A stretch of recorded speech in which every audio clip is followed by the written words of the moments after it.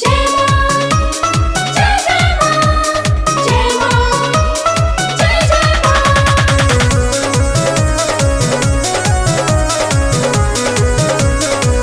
presented by Adi Shakti Films.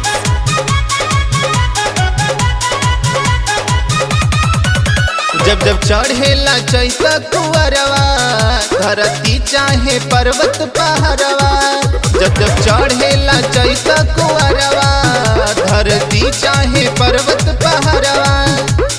माई के भवन सब जल नर नारी गजबे लागे नजारा।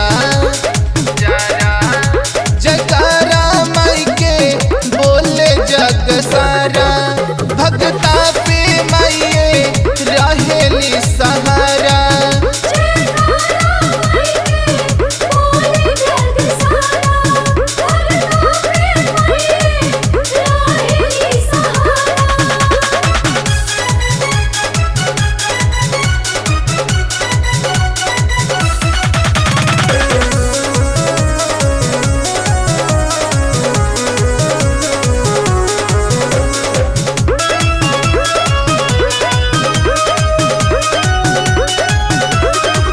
लंगड़ा पर्वत चढ़ेला मूर्खा वेदवो पढ़ेला।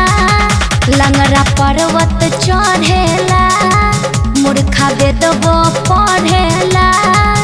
जानत बाटे इतिहास हो एगो रहले कालिदास हो। हो गइल दाया माई के माया। माई के बिना न चले चारा। जयकारा माई के बोले जग सारा। भगता पे माइये रहेली सहारा।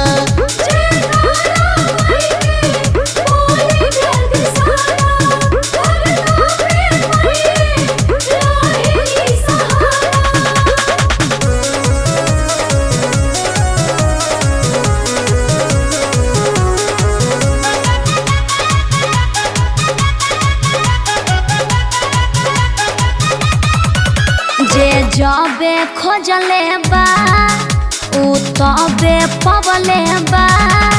जे जबे खोजले बा उ तबे पवले बा। मैया के अमृत पियावले बाड़ी सिर फोर कंगन दिखवले बाड़ी। मिश्र हरे राम सब छोड़ी के काम सोमनाथ संगे जाले दोबारा। जयकारा माई के बोले जग सारा। भगता पे माइये रहेली सहारा।